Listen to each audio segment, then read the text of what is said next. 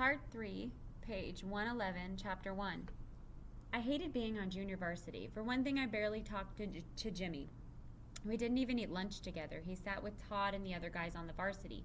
I didn't fit there. I didn't want to eat with the junior varsity guys, so I ate by myself. And after a couple of days, I stopped hanging around waiting for Jimmy's practice to end. It was too humiliating. Jimmy and I couldn't meet at Henry Ford on weekends either. My games were on Saturday afternoon, his were on Sunday. It wasn't his fault, it wasn't my fault, it was just the way it was. The junior varsity practiced on the field right across from the varsity. Every once in a while, I'd hear the crack of a bat meeting the ball absolutely perfectly and with power on the varsity diamond. I turn and look, and sure enough, it would be Jimmy or Todd in the batting cage. When either one caught the ball on the screws like that, it would roll all the way onto our field, sometimes right to me at second base. Coach Blackman would call time, and I'd have to pick the ball up and toss it to a varsity outfielder. I felt like I was a servant then, and they were my masters. Practicing near them was like picking at a scab that wound won't heal. Once the season started, I grew more miserable, if that's possible. Jimmy and Todd both got off to hot starts. It seemed like every game they were banging out extra base hits, driving in runs, and making sensational plays on the field. Then something happened that made me feel totally left out. One Monday afternoon, I was by my locker dressing. Jimmy and Todd were maybe 20 feet away, talking real loud and laughing. I couldn't help overhearing. It turned out they'd had a big party, a kegger, up at Hewitt Park. I'd been wanting to quit drinking, so I shouldn't have cared about not having been invited, but I did care. I felt completely abandoned. Being stuck on the junior varsity was like not existing. I had to get myself moved up to varsity. I had to. If there was an opening, I figured Charant would call up the JV player with the best batting average. So I focused on my swing, and I'm not saying I didn't play any defense at all. I fielded okay. Maybe I didn't dive for grounders up the middle, and maybe I didn't back up every throw, but it's hard to do that stuff on the JVs. I can't remember much about any of the games during the first half of that season. I think our record was 3-5 or maybe 2-6. The truth is, I didn't care. All I cared about was my batting average. People talk about how baseball is a team sport, but that's exaggerated. You can go whole games sometimes, 2 or 3 in a row, when all you have to do is look out for yourself. You get a base hit, you're helping your batting average, and you're helping your team. But every once in a while, baseball is a team game, and when those times roll around, not being a team player hurts. Our 9th game that year was against Sequoia. With the score tied 1-1 in the bottom of the 6th, I came up with a runner on second and nobody out. In that situation, the batter's job is to move the runner to third. The best way to advance a runner is to hit a ground ball to the right side of the infield. If it goes through for a hit, great, but if it doesn't, the first baseman or the second baseman is going to field it. They'd have to throw all the way across the diamond to cut down the base runner going from second to third. That's a long throw and a bad bet, so 99 times out of 100, they go to first with the ball and make the sure out. The base runner takes third, and from third, he can often score on and out. But if you give yourself up, you get zip on the scorecard. You don't get a hit. You don't even get credit for a sacrifice. You set it up for someone else, and only your teammates appreciate what you've done. The first pitch was a curveball on the outside part of the plate, a perfect pitch to pound into the ground over toward first. I could have done it, or at least taken a shot at doing it, but I let that pitch go by. I wasn't looking to set things up for somebody else. I was looking for a game-winning RBI, something that Charant would hear about. I was looking to set things up for me. I worked the count to 3-2 before I got what I was waiting for, a fastball down the pike. I turned on it and I hit a screaming line drive, but right at the third baseman. He gloved it without moving a step. The ball was hit so hard they doubled up the runner, easily. Instead of 1 out with a man on third, we had 2 out and nobody on. Our next hitter smacked a high fly to deep center. If we'd had a runner on third, he would have scored easily. We lost the game in extra innings. Coach Blackman didn't say anything to me, and neither did any of the guys, but I could read the looks on their faces, and I felt like an insect. As soon as I dragged myself in the door that night, my mother told me that Jimmy had called. That perked me up a little. I phoned him right back. "Hey, Seth," he said, sounding real excited. "Did you see the Tribune tonight?" I hadn't. "Well, look at it, old buddy, page C4. I put the telephone down and picked up the newspaper from the kitchen table. I flipped to C4. I didn't know what I was looking for, so it took a second to find it, but once I saw it, my heart raced. There was a photo of Jimmy and Todd, bats crossed. The headline above it said, "Woodside's Bruise Brothers." I picked up the phone. "That's great, Jimmy," I said, trying hard to be happy for him. His voice was full of joy. You've got to read it too. Baltimore scout says I remind him of Cal Ripken. Didn't I tell you I'd be a major leaguer someday, didn't I? Yeah, you sure did. Jimmy didn't stop, but I can't tell you what more he said. I just stared at the picture in the paper and said, yeah, every once in a while. I was jealous, and there's no other word for it. But before he hung up, he said something I did hear loud and clear. By the way, it looks like Randy Driscoll's going to need shoulder surgery, so play hard, Seth. Charant will be bringing somebody up. I got it in my head that how I did against Saratoga on Saturday would decide everything. That made me tight, and when you're tight, you're lousy. My first at-bat, I swung at a pitch a foot over my head, and then was caught looking at a fastball right down the heart of the plate. The next 2 times up, I went fishing for low outside curveballs and grounded out. In the field, I was terrible too, mainly because I kept thinking about my pathetic at-bats and how a hitless day would ruin my chances of being moved to varsity. I butchered a grounder in the 3rd inning, and the guy eventually scored. And in the 5th, I just plain didn't get over to cover second on a steal. The catcher's throw sailed into center, and the runner ended up at 3rd. He scored 2 on a squeeze bunt. We were down 3 runs when we came up in the 7th for our last at-bat. I led off. The pitcher was losing it. His first pitch was way outside, and he grunted like a tennis player as he released the ball. His second pitch was in the dirt. The 3rd pitch was closer, but it was still outside by a good 6 inches. I stepped out of the box, tugged on my batting gloves. Most 3-0 pitches are easy to hit, fastballs down the pike and not much on them. But when your team is down 3 runs with nobody on base, you don't swing, ever. 1 run doesn't win the game, and no matter how hard you hit a ball, there's always a chance somebody will catch it. I knew if I looked down toward 3rd base, Blackman would flash me a take sign. It was automatic, so I didn't look. I stepped back in. The pitcher delivered a nothing pitch, a batting practice special. I swung from the heels and caught the ball sweet. It was gone the second I hit it, a towering fly ball way over the left field fence. Saratoga's coach brought in a reliever, and he shut us down. 3-1 was the final score. After the game, Blackman came over. You really pounded that one, Barham. It was nice to spoil the shutout, I said. His eyes went steely. The thing is, I had the take sign on. I flushed. I'm sorry, Coach, I forgot to look. A smart kid like you? Honors program? And you forgot? I bluffed it out. I forgot, honest. He looked me in the eye until I had to look away. Monday, Jimmy spotted me in the hall before school. Driscoll goes in for surgery today, he said as he hustled off to his class. Then he turned back. I heard about your home run. See you on the field 1 today. The instant I opened the door to the locker room, Charant called me to his office. The adrenaline surged. I felt like I was up with the bases loaded. But when I stepped into his office, Charant didn't seem happy. Sit down, Barham, he muttered. He fumbled with some papers, tugged at his beard. So tell me, Barham, why are you suddenly acting like a kid with a bad attitude? I was stunned. What do you mean? He leaned back in his chair, raised his hands above his head. What do you mean? What do I mean?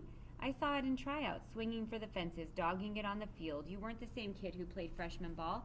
That's why I cut you. I was hoping it would wake you up. He pulled on his beard again.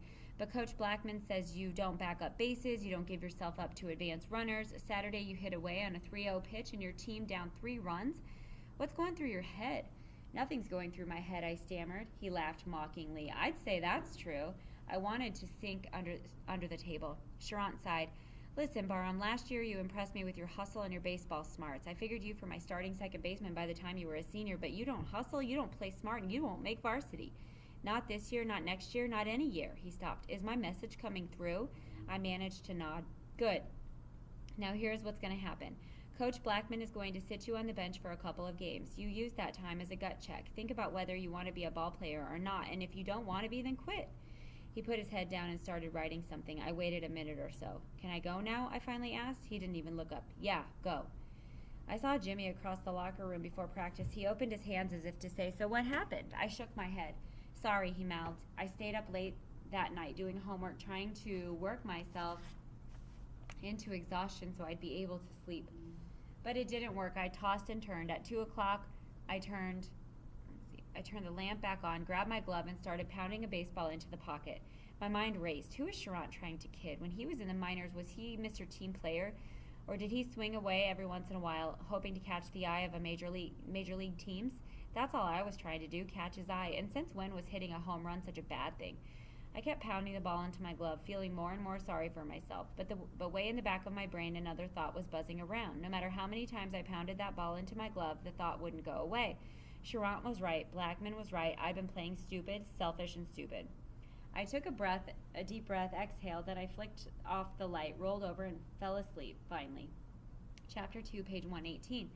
But bad habits are hard to shake. I vowed that the rest of the season I was going to dive for balls, back up throws, take extra bases, do everything the way I used to. And I tried. I'd be completely into the game for 2 or 3 innings, and then I'd space out a little, get a bad jump on a pop to short right, or not anticipate a drag bunt. When I get caught napping, I feel like an A1 idiot. Coach Blackman didn't ride me, though. The effort is there, Seth, he said after I'd screwed up a rundown. That's the important thing. I also forgotten how hard hustling is on the body. As the season wore on, I had more and more bruises. Sometimes I'd be so sore it would hurt to take a practice swing. Playing for junior varsity is hard on the mind, too. Nobody came to our games. Sometimes I'd spot the umpires peeking at their watches. It was like playing in a black hole. Still, we won our last 4 games to end up with a 9-9 record. I'd like to think that my play had something to do with that. After the last game, Coach Blackman told us to be proud of the way we'd fought back, and it seemed like he was looking right at me when he said it. All that time, I kept totally focused on my JV games, but once our season was over, I let myself pay attention to the varsity. If they could beat St. Francis, they would finish first and take a spot in the state tournament. The deciding game was Sunday. Banners were pinned up in the hallways around the school. Kids cleared a path for Jimmy and Todd whenever either would walk down the hallway. The Bruise Brothers thing had really caught on, and mainly because 2 of them kept pounding the ball. Jimmy was number 1 in batting average at .448, and Todd led in home runs and runs batted in. At school Friday, there was a big pep rally. You could feel the excitement roll down off the bleachers. Sunday morning, I headed up to Woodside an hour before the game. I wanted to get a seat behind home plate, and I wanted to say something to Jimmy. I don't know what, but something. When I reached the field, the St. Francis guys were playing pepper, catching fungos, stretching. Our varsity was nowhere to be seen. I figured Charant was giving the guys a last-minute pep talk, so I settled into a seat in the bleachers and waited. As the minutes ticked away, I had a strong feeling something was wrong. Corey Russell, our starting pitcher, should have been in the bullpen throwing, and Charant wouldn't cut so deep into warm-ups for a pep talk. 15 minutes before the game, the locker room doors opened and the team finally took the field, but nothing seemed right. The players were walking, for one thing, and their heads were hanging. I couldn't see either Jimmy or Todd. A guy in my French class tapped me on the shoulder. "Barham, you know Winter, don't you? Did something happen to him?" I shook my head. Not that I know of, but I suspected. Right away, I suspected. Chapter 3, page 120. For the first 2 innings of that game, the talk in the stands was about Jimmy and Todd. All kinds of theories were tossed around. In the top of the 3rd, the answer came, and it was what I'd been afraid of. I don't know who found out or how, but the news raced through the bleachers. Jimmy and Todd had gotten drunk the night before. Charant had found out, and he'd suspended them. Immediately, arguments broke out. "What clowns," one girl said, "screwing up everything for everybody." "Charant's the clown," a guy answered her. "So they had some beer. Big deal, like they're the only ones who ever drink. Charant could have had them run some extra laps or something. He didn't have to suspend them." "Extra laps," the girl scoffed, as if that's anything. So it went back and forth all around me. I tried to tune out the arguments, but it was impossible, so I climbed from the bleachers and found a spot down the right field line where I could stand by myself. I barely watched the game. I kept thinking about Jimmy and Todd and how they'd blown it for the whole team and how they'd blown it for themselves. I wondered what they were doing. I almost went back to the locker room to look for them, but I figured that even if they were there, they wouldn't want to see anyone. When I looked up at the scoreboard, the game was in the top of the 7th and was still scoreless. St. Francis's second baseman led off. He was a little guy, no power at all. Charant had the outfield playing shallow and pulled around to the right. Maybe Russell was tired, or maybe he figured the guy couldn't hit. Whatever the reason, his first pitch was a curveball over the middle of the plate. The St. Francis hitter ripped the ball down the first base line. It kicked around in the corner, and the batter made third base with a head-first slide. Charant had no choice. He motioned for the infield to come in tight. On a 2-2 pitch, Russell jammed the St. Francis hitter. The batter got a little wood on the ball and flared a pop to short right. Had Duncan been at normal depth, he would have caught it, but playing in, he had no chance. The ball landed in the shallow right field, and the saddest excuse for an RBI I'd ever seen. Single I'd ever seen. That one run was all they got, but it was one more run than we had. Devin Maxwell led off the bottom of the 7th for us. He crowded the plate, exaggerating his crouch in order to shrink the strike zone. He worked the count to 3-2, then fouled one off. Will Whitmore, St. Francis's hurler, stepped up to the rubber and delivered. It was a fastball on the inside part of the plate. I could see the ump start to raise his right hand and then pull it down. Ball 4. We had the leadoff batter on. Charant put the bunt on, and Duncan got it down perfectly, putting Maxwell at second with one out. The 3 of the 4 spots in the lineup were up. A single from either player would tie the game. The St. Francis manager took the slow walk to the mound. He talked to Whitmore a little bit more, then motioned to the bullpen, and I knew who was coming in. Everybody knew who was coming in. Steve Cannon. It should have been great. No matter how it played out, it should have been something to see.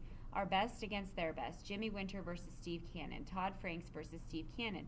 Fastball hitters against a fastball pitcher and the title on the line, but it had been ruined. Instead of Jimmy and Todd, we had Vaughn and Pacheco. Way out where I was, I could hear Cannon's first pitch smack into the catcher's glove. "Strike one!" the umpire yelled. I could have left right then, but I stayed and watched it all. 6 pitches, 6 strikes. Cannon blew both Vaughn and Pacheco away. "That's too bad," my mother said when I told her the final score. "How did Jimmy do?" "He didn't play. He must have missed practice or something. Charant suspended him." She looked puzzled. "He missed practice before a championship game?" I scrambled for an answer. "I'm not exactly sure what he did. Maybe he cut class or something. Charant's real strict." That seemed to satisfy her. At least she didn't ask any more questions. About 8:30 that night, the doorbell rang. I flicked on the light and saw Jimmy standing on the front porch. "You feel like going for a walk?" he asked. We headed to Solstaff Park. For the first block or so, he didn't say anything. "Did you hear what happened?" he finally asked. "Sort of," I replied. "The word was you and Todd got caught drinking."